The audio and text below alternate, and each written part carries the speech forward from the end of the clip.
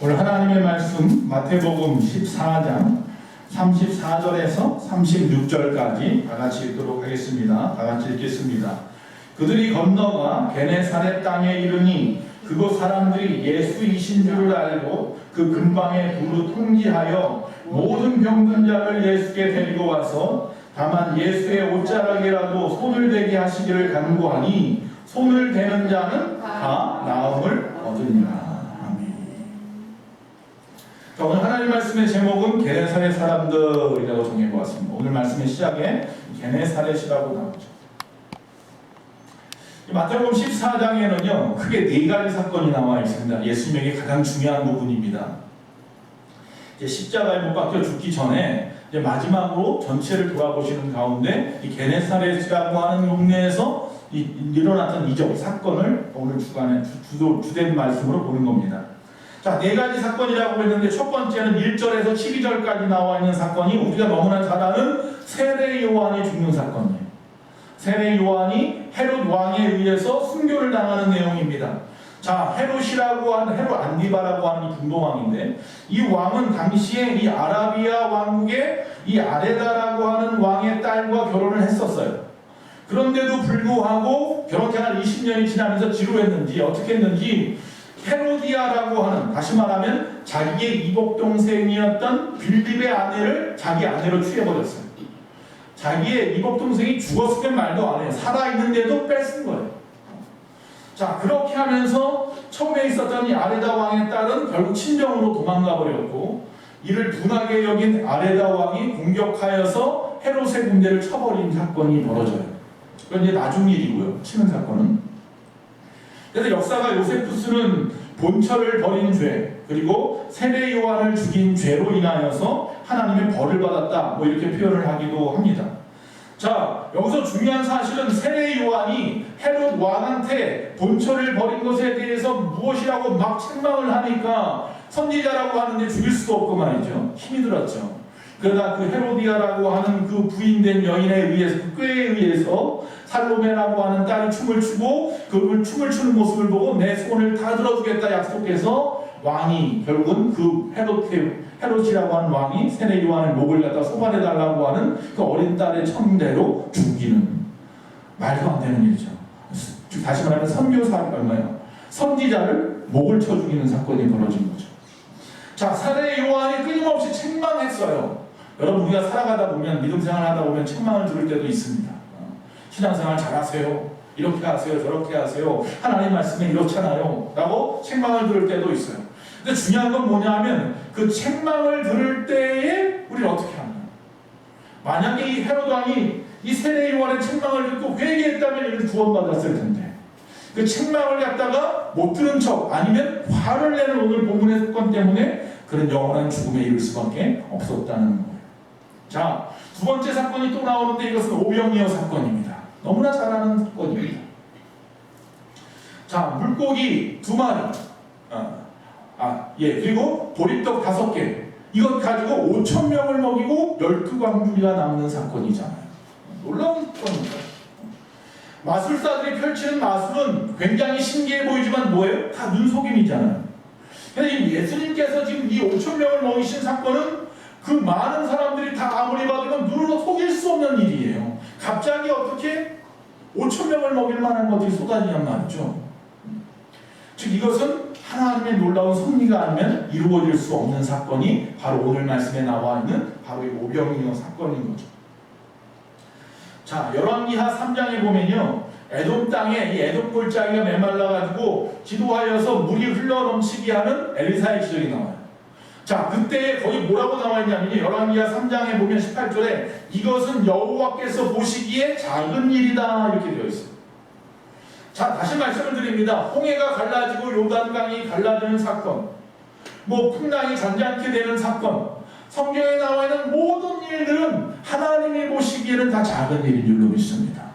여러분을 죽이고 살리는 일, 하나님이 보실 때는 작은 일입니다. 할렐루야. 그 하나님 앞에 맡기시기 바랍니다. 그 오병이어 사건은 이처럼 말씀으로 천지를 창조하신 그 사건에 비하면 아무것도 아닌 사건이지만 이 사건을 통해서 우리가 좀 생각해 볼 수 있는 것은 뭐냐면 하나님이 우리를 먹이시고 입히신다는 사실. 즉 빈들에서 일어난 일이잖아요. 아무것도 없는 빈들 같은 곳에 있다 할지라도 하나님이 우리를 먹이실 때에는요 12광주리가 남는 넘치는 은혜로 먹이시는 줄로 믿습니다. 세 번째 사건은 뭐냐면 예수님께서 풍랑 가운데 제자들이 있는 배로 걸어오시는 놀라운 사건이 또 벌어집니다. 자, 역시 마찬가지입니다. 바다 위를 사람이 걸어오는데 무슨 질문이나 의심이 있을 수 있겠습니까? 이거야말로 하나님 아니면 할 수 없는 일이지요. 즉 말씀으로 하늘과 땅과 바다를 창조하신 분이 아니면 어떻게 그 바다 위를 걸을 수 있단 말입니까? 자, 14장 33절에 보니까 배에 있는 사람들이 예수께 절하며 이르되 진실로 하나님의 아들로소이다 고백하잖아요. 이 무리를 걸어오는 모습을 보고서야 비로소 뭐라고 고백해요? 하나님의 아들이시군요. 지금까지 계속 같이 있었는데도 불구하고 이처럼 하나님의 초자연적인 초월적인 능력을 우리에게 보여주십니다. 이 세례 요한의 사건을 통해서 알 수 있는 것은요 예수님에게 정치적인 적대 세력이 생겼다는 이야기예요. 또 오병이어 사건을 통해서 알 수 있는 것은요 이 무지한 군중들, 배고파서 힘들어하는 이 군중들, 결국 나중에는 어떻게 돼요? 이 무지함 때문에 예수님을 갖다가 비방하고 십자가를 못 박으라고 소리쳐야 되는, 즉 이 적대적인 세력이 또 되는 사람들이에요. 또 무리를 걸을 때 배에 있던 사람들은 전부 제자들이에요. 그 놀라운 사건을 보았으면서도 우리가 잘 아는 가룟유다는 예수님을 팔아버렸고 베드로는 예수님을 부인해버렸고 제자들은 십자가 앞에서 뿔뿔이 흩어져 버렸어요. 즉 헤롯이 예수에 대해서 대놓고 적대적인 행위를 하기 시작하고 또 많은 군중들이 오병이의 사건을 봤으면서도 불구하고 또 예수님을 배신할 것이고 또 제자들도 예수님이 무리를 걷는 것을 직접 목격하고 베드로는 걷기까지 했는데도 불구하고 예수님을 또 배신하는, 여러분 사람이 보아서 믿는 게 아니에요. 기적을 보았다고 예수를 다 믿을 것 같으면 세상에 안 믿을 사람이 없었어요. 자, 오늘 네 번째 사건에 보면요 특이한 사람들이 나오는데 이 게네사렛이라고 하는 동네 사람들이에요. 이 게네사렛은요 북쪽에 갈릴리 바다가 있잖아요. 예수님이 살았던 주 본거지죠. 제자들이 보통 11명이 다 여기 사람들이잖아요. 이 갈릴리 바다 북쪽이에요. 그것도 갈릴리 호수죠. 사실은 호수인데 그들은 크니까 바다라고 불렀고 그 갈릴리 바다 북쪽에 있는 동네가 게네사렛이에요. 그 위쪽으로는 뭐가 있냐면 고라신이 있고 베세다가 있고 가버나움이 있어요.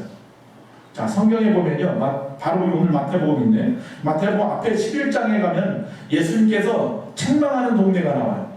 고라신과 베세다와 가버나움을 책망해요.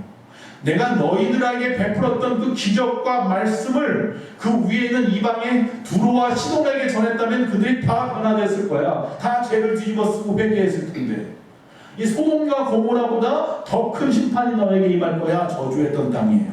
바로 그 땅, 그들이 있는 그 땅, 그 평원 맨 밑에 게네사렛이라고 하는 동네가 있는 거예요. 근데 이 게네사렛이라고 하는 동네 사람들은 앞에서 말한 고라신이나 가버나움이나 베세다 사람하고 조금 달랐던 거예요. 첫 번째, 그들은 어떤 사람이었느냐? 바로 예수님을 바로 알으라고 합니다. 이 굉장히 중요한 일이에요. 예수님을 바로 아는 사람들. 우리 예수만교회 성도님들은 예수님을 바로 아는 성도님들이 다 되시기를 간절히 바랍니다. 바로 알고 바로 믿어야죠. 앞에 있었던 다른 사람들처럼 오병이의 사건을 봤으면서도 나중에 십자가 못 박으라고 외쳤던 사람들은 예수님을 잘못 알았던 거예요. 그저 자기들의 이 육신적인 것들, 세상의 것들만 도와주는 선지자나 어떤 랍비 정도로만 생각했던 거잖아요. 그런데 여기 나와 있는 이 사람들은 그가 바로 예수인 줄 알았다는 거예요. 35절에 보니까 그곳 사람들이 예수이신 줄을 알고 이렇게 시작합니다. 여러분 과학이라고 과학, 물리 과학, 화학 모르죠. 과학이라고 하는 것과 신앙이라고 하는 것의 차이는 뭡니까? 순서가 다른 거예요. 과학이라고 하는 것은 알고 나서 믿는 거고요. 신앙이라고 하는 것은 믿고 나서 알게 되는 거예요. 그 차이가 달라요.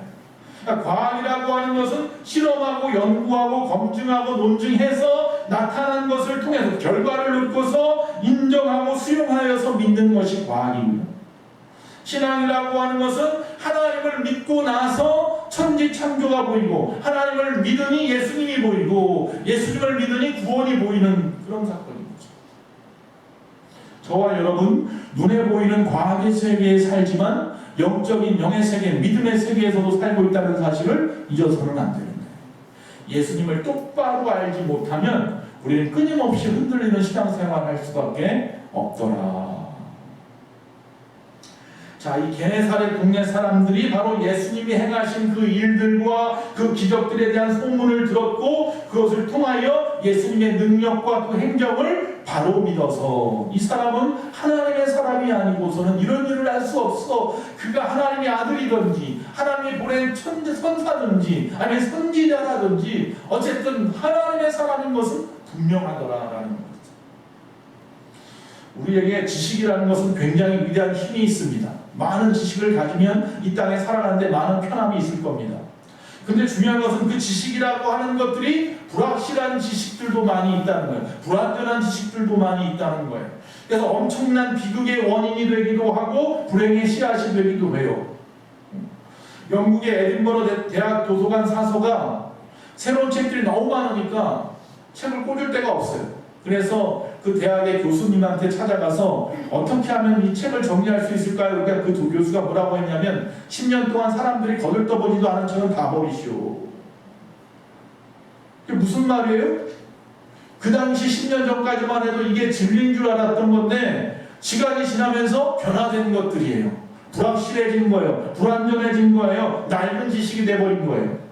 그래서 사람들이 손도 안 대는 거예요. 그런 건 다 버리라는 겁니다. 그런데 수천 년이 지나도 낡지 않고 끊임없이 사람들이 품에 품고 있는 게 하나 있어요. 그게 뭐예요? 성경인 줄로 믿습니다.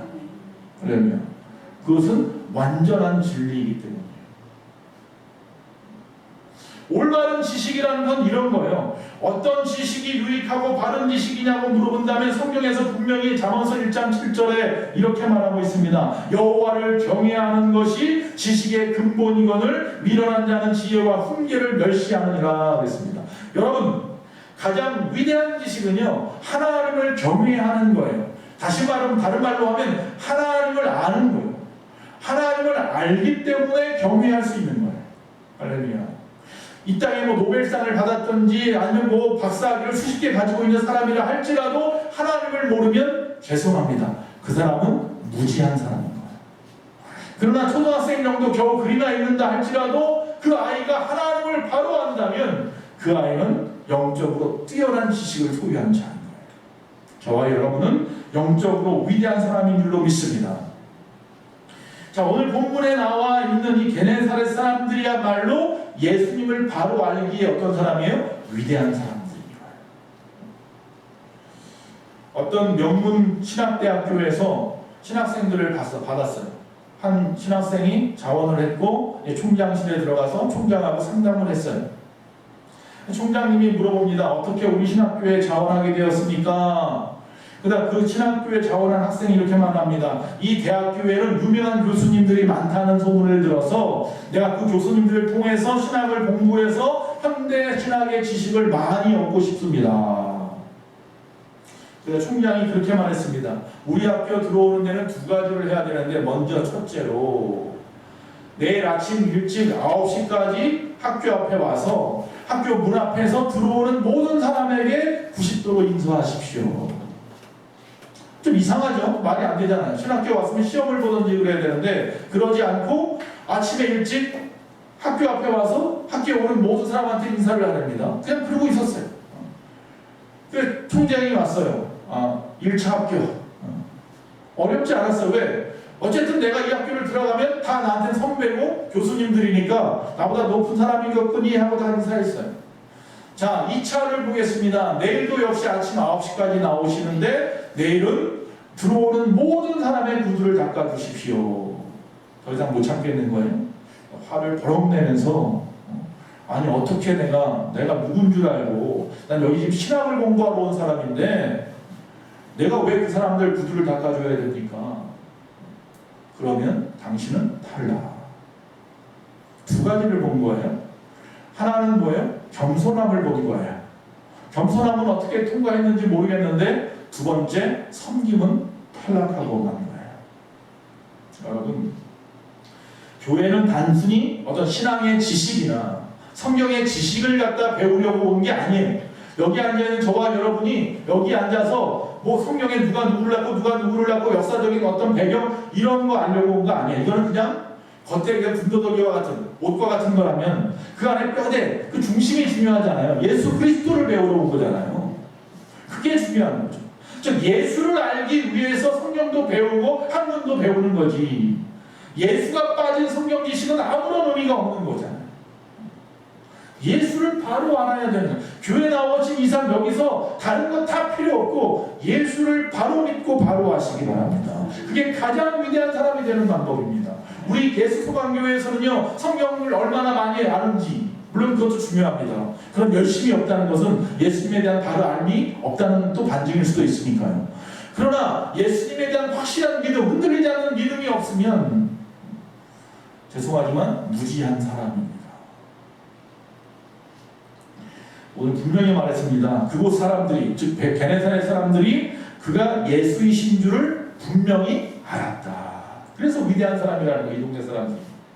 그렇게 큰 마을도 아닌데 조그마한 마을 사람인데도 불구하고 예수님이 올 때 위대한 사람들인 거예요. 두 번째, 그들이 또 뭐 했느냐면 예수님을 알았다는 것으로 끝나지 않고 그분이 바로 우리 동네에 들어오니까 35절에 뭐라고 합니까? 두루 통지하여서 모든 병자들을 예수님께 데려왔다는 거예요. 그 근방에 두루 통지하여 모든 병든 자를 예수께 데리고 와서 이 마을이 있는데 오산이 있었는데 오산에 예수님이 오셨어요. 사람들이 저분이 바로 그 예수님이야. 무리를 걸으신 분이야. 오병이어의 사건을 일으키고 죽은 자를 살리신 분이야. 저분이 하나님의 사람이야 라는 걸 알았잖아요. 알았으면 나만 가는 게 아니라 어떻게 해요? 사람들한테 널리 전하였다. 그게 위대한 거예요. 여기서 보면 두루 통지하여 이렇게 돼요. 35절에 통지했답니다. 뭐 그 당시 우리처럼 핸드폰이 있는 것도 아니고 일일이 찾아갔겠죠. 일일이 사람들 앞에 찾아가요. 내 가족에게 찾아가고 내 이웃에게 찾아가고 주변 사람들을 아는 사람들을 찾아가서 우리 마을에 예수님이 왔어. 예수님이 지금 어디 계셔? 외치고 다니는 거예요. 통지했다는 말은요, 아포스텔로라는 뜻이에요. 아포스텔로가 뭐예요? 보냄을 받은 자잖아요. 보냄을 받은 자. 바로 주의 제자, 사도를 갖다 아포스텔로라고 하는 거예요. 그러니까 저와 여러분은 주님이 보내신 자들이에요. 어디로? 세상으로. 먼저 믿게 하신 이유는 우리를 아포스텔로 세상에 보내기 위해서. 즉 통지하라고, 예수를 전하라고. 할렐루야. 그게 우리의 사명이잖아요. 바로 이 게네사렛 사람들은 예수님을 바로 알았고 두 번째 그를 전하였다.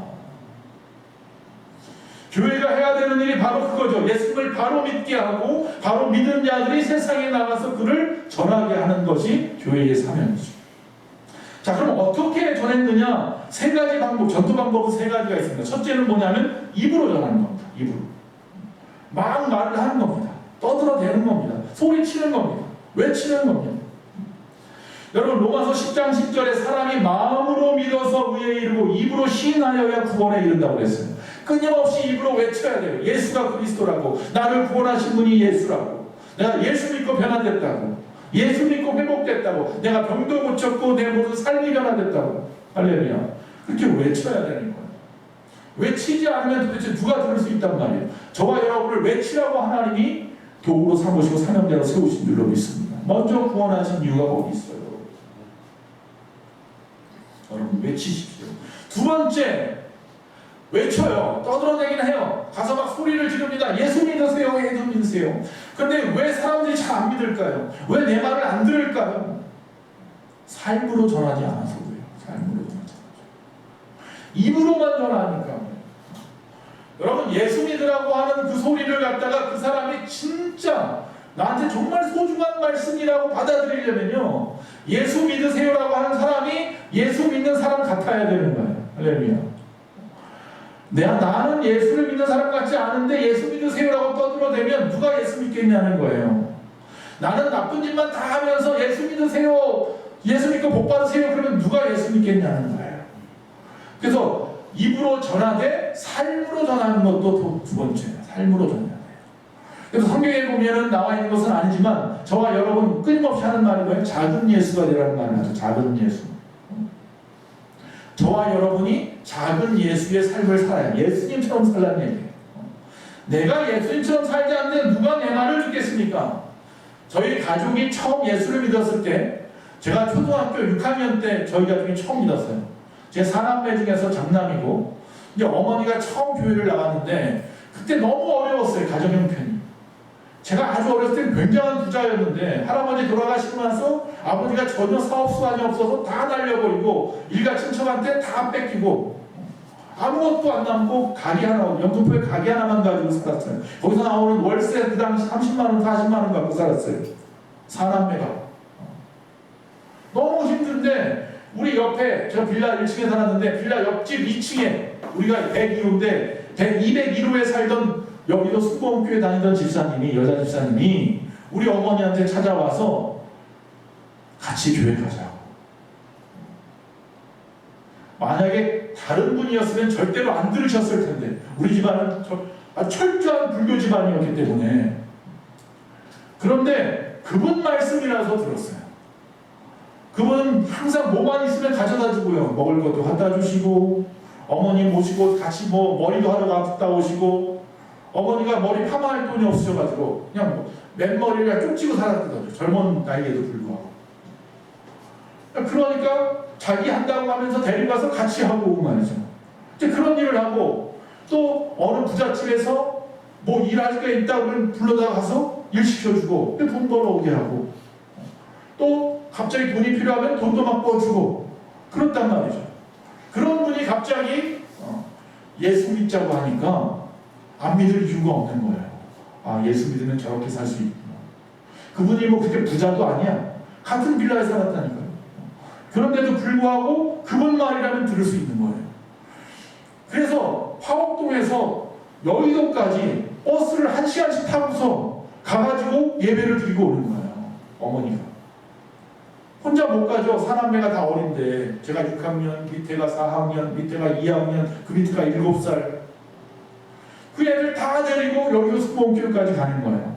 저는 이제 안 가죠. 초등학교 6학년 머리가 좀 컸다고 버티고 안 가고 그랬지만 처음에는. 여러분 작은 예수가 되시면 돼요. 여러분이 작은 예수로 산다면 예수님을 닮았다면 삶으로 전해져요. 여러분이 하는 말을 그들이 녹아들어요. 들을 수 있단 말이에요. 내가 돈 들여서 1시간씩 버스 타고 가는 교회라도 갈 수 있단 말이에요. 할렐루야. 지금 이 사람들이 삶으로 전하는 거예요. 지금. 세 번째 전도 방법 또 뭐냐면요. 강권해야 돼요. 강권. 말 한 번 했는데 안 들어? 그럼 뭐 그냥 말어. 이러지 마시라는 거예요.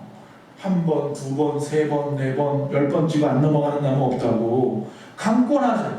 그 영혼을 사랑하는 마음으로 강권하세요. 할렐루야. 내가 저 사람을 데려가야 전도상을 받는데 이러면 안 되는 거고 내가 저 영혼을 너무너무 사랑해서 저 영혼이 안타까워서 저 영혼이 하나님의 말씀 복음을 듣고 변화되기를 원해서 그래서 그 손 붙잡고 가시기 바랍니다. 오늘 말씀에 그래요. 그래서 병든 자들에게 찾아가서요 그들을 갖다 붙잡고 나오는 거예요. 예수님이 우리 마음 왔단 말이야. 우리 권사님도 보험 일을 하시지만 여러분 보험 하시는 분들이 보통 모르겠어요. 저는 정확하게 모르겠지만 그런 얘기를 하더라고요. 하루에 10통 정도 전화를 한대요. 하루에 10통 정도 전화하면 일주일에 몇 통이에요? 주 5일째니까 50통을 한다고 쳐봐요. 그럼 보통 그 말에 알겠습니다 하는 사람은 한두 명이랍니다. 한두 명. 참 적죠. 50명한테 전화했는데 겨우 1명, 2명만 그냥 듣는 척하고 만나준다는 거예요. 그런데 1년으로 따져보니까 몇 명이에요? 50명이 넘네요. 할렐루야. 이 계산법으로 전도를 좀 했으면 좋겠어요. 할렐루야.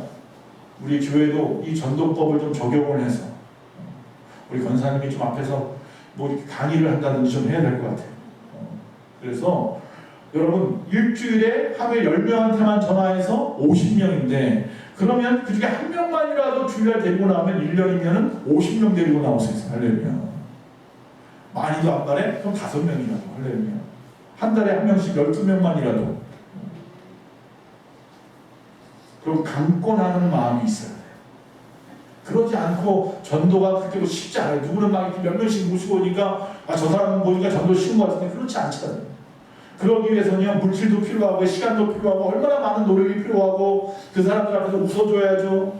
굽신거리기도 해야 되고 어느 때는 싫은 소리도 듣고 어떤 사람은 물벼락도 받고 어떤 사람은 신고도 당하고. 왜 보험 설계사 하는 분들이 보험을 권유합니까? 그 보험을 보니까 노후나 훗날에 편안하게 살 수 있을 것 같아. 그래서 자신 있게 권하잖아요. 노후 생활을 준비하라고. 왜 전도하십니까? 왜 전도를 권유하십니까? 우리가 전도해서 예수를 믿으면 천국 가잖아요. 저 천국 영생한단 말이에요. 영생한단 말이에요. 보험보다 더 좋은 거 아니에요? 근데 그걸 그렇게 권유하기가 쉽지 않아요. 예수 안 믿으면 지옥 간단 말이에요. 이건 더 중요한 이야기죠. 예수 안 믿으면 지옥 가는데 이건 그냥 놔둔단 말이에요. 내 가족조차도. 미국의 유명한 전도자 빌리 선데이 목사님이 말했어요. 세상에 지옥을 믿지 않는 사람과 세상에 전도를 하지 못하는 사람만큼 어리석은 사람은 없다. 그것은 타오르는 불길을 끄지 않고 오히려 방문을 단단히 잠그고 방 안에까지 불이 타오기를 기다리는 사람과 같다. 지옥이 없다. 예수님 없다라고 말하는 사람만큼 일하는 사람이 없다는 거예요. 불이 났는데 도망가지 않고 방 안에서 어쩌면 좋지 하고 죽을 날만, 죽을 시간만 기다리는 사람하고 똑같다는 거예요. 어떤 사람이 꿈속에서 그 해골들하고 대화를 했대요. 한 해골을 만났어요. 그 해골에게 이렇게 물어봅니다. 내 속에 머물러 있던 영혼은 지금 어디가 있니? 물어봤어요. 그러자 예수 믿지 않고 우상 숭배하다가 지금 지옥불에 떨어졌습니다. 라고 말하는 거예요. 또 한 해골에게 물어봤어요. 너는 그러면 네 영혼은 어디가 있니? 앞에서 말한 그 해골보다 더 깊은 지옥에 가 있습니다. 더 깊은 지옥은 어딘데? 예수를 배반하고 십자가에 못 박으라고 외쳤던 저 유대인들입니다. 또 다른 해골을 만났어요. 너 주인은 어디가 있니? 아주 깊은 지옥불에 가 있습니다. 더 깊은 지옥이 있어? 네, 있습니다. 다른 사람은 예수를 잘 몰라서 지옥 갔지만 내 주인은 예수도 알고 구원도 알았는데 그것을 귀하게 여기지 않고 예수를 모르는 사람처럼 제멋대로 살다가 죽은 사람입니다. 정말 안타까운 사람인 거죠. 교회 평생 다녔어요.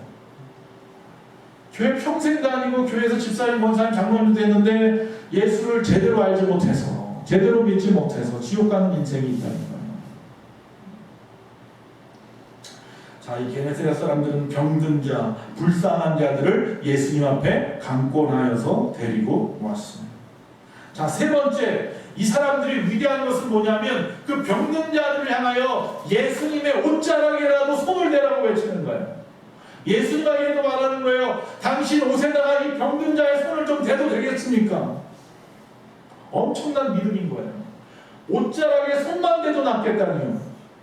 혈병 앓은 여인과 같은 말을 하는 거예요.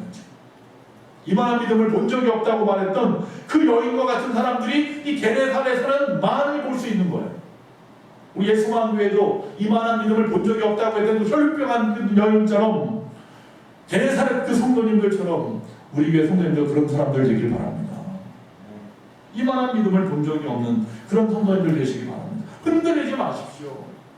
불안한 감정에 의존하지 마시고 진리의 말씀 앞에 끝대만 바라보시고 살아가시기 바랍니다. 36절에 보니까 다만 예수의 옷자락에도 에라도 손을 대게 하시기를 간구하니 손을 대는 자는 다 나음을 얻으니라. 할렐루야. 교회에 나왔으면 주님의 옷자락이라도 붙잡고 할렐루야. 그래야 나음을 입는답니다. 교회에 그냥 나왔다가 예배 드렸다고 그냥 떠나버리는 마당만 밟고 가는 사람 말고 만나라는 얘기예요. 만나라는 얘기예요. 주님을 만나고 가시기를 바랍니다. 옷자락에 손만 대도 낫겠다고 하는 그런 믿음과 옷자락에 손만 대도 낫게 하시는 주님의 능력이 부딪혔을 때 기적이 일어나는 거예요. 손바닥에 부딪혀야 소리가 나듯이 하나님을 믿는 믿음과 하나님의 능력이 만났을 때의 역사가 일어나는 거예요. 할렐루야. 여기서 나음을 얻으리라 그랬는데, 나음을 얻으리라는 말은 디아소조라는 단어인데, 디아하고 소조가 합친 말이에요. 디아는 뭐냐면 온전히, 완전이라는 뜻이고요. 소조는 나았다, 구원받았다 하는 뜻이에요. 다시 말하면 여기서 지금 디아소조, 나음을 얻었는데 어떤 나음을 얻었냐면요, 병만 고친 게 아니라 완전히 나은 거예요. 전인격적으로. 즉 영육, 혼이 나음을 입은 거예요. 그러면 어떻게 돼요? 몸은 병을 나았죠. 정신도 치료를 받았죠. 또 내 영혼은 뭐예요? 구원을 받은 거예요. 할렐루야. 이 사람들은 예수님을 바로 알고 그 손을 갖다 옷자락에 댔기 때문에 몸만 구원받은 게 아니라 영혼도 구원받았다. 여기 보니까 손을 갖다 그 옷자락에 대기를 간구했다고 그랬어요. 이 간구했다는 말이 파라칼레오라는 말인데, 이 말은 뭐냐면 지속한다는 거예요. 그러니까 주님이 오케이 사인 내릴 때까지 간구하는 거예요. 그래서 주님 앞에 간구의 기도를 한다고 할 때 간구의 기도는 어떻게 하는 거예요? 지속적으로 하는 거예요. 응답 받을 때까지 계속해서 하는 기도를 간구의 기도라고 하는 거예요. 오늘 예배 끝나고 그냥 가지 마시고 이런 간구의 기도를 하시고 떠나시는 저와 여러분 되시기를 바랍니다. 요한복음 11장 25, 26절에 예수께서 이르시되 나는 부활이요 생명이니 나를 믿는 자는 죽어도 살겠고 무릇 살아서 나를 믿는 자는 영원히 죽지 아니라 이것을 내가 믿느냐. 할렐루야. 예수님이 여러분에게 물어봤어요. 뭐라고요? 나는 부활이고 생명인데 나를 믿는 자는 죽어도 살 것이야. 그리고 무릇 살아서 나를 믿는 자는 영원히 죽지 아니할 거야. 이거 너 믿어? 라고 물어볼 때에 답은 두 가지죠. 네, 그렇습니다. 아멘, 믿습니다. 하면 이 사람은 영원히 살 겁니다. 그런데 글쎄요, 그럴까요? 라고 한다면 이 사람은 죄송합니다. 영원히 죽을 수밖에 없는 인생이 되는 거예요. 오늘 이 예배 중에서 주님은 그거 물어보시는 거예요. 오늘도 이 시간에 끊임없이 우리가 그것 갖고 싸우는 거예요. 나는 믿는다는 믿음이 있는 사람이라면 믿음으로 살겠다는 것을 갖다가 오늘 보여드려야 돼요. 내 손을 갖다 옷자락에 대기만 해도 나음을 입겠다는 그 믿음을 보여주기 원하세요, 주님이. 우리의 대답을 원하신단 말이에요. 예, 아멘. 이 말 듣고 싶으신 거예요. 미련한 자나 죽은 자만이 절대로 자기 의견을 굽히거나 변화시키지 않는다. 토우엘 목사님이 이런 말씀을 했어요.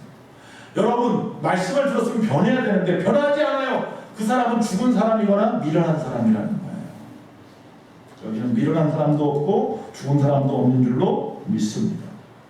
말씀을 마칩니다. 게네사렛 이 동네 사람들, 자기만이 아니라 쓰러져가는 인생, 무너져내는 인간, 주저앉아 신음하는 병든 사람들을 그냥 놔두지 아니하고 그 죽어가는 사람들을 구해야 된다는 일념으로 주님 앞에 데리고 나와서 그 예수님의 옷자락에라도 손을 대겠다고 간곡히 구하는 그 믿음이 위대한 사람을 만드는 거예요. 나음을 입었더라. 그런 역사가 교회 안에서 많이 일어나야 될 줄로 믿습니다.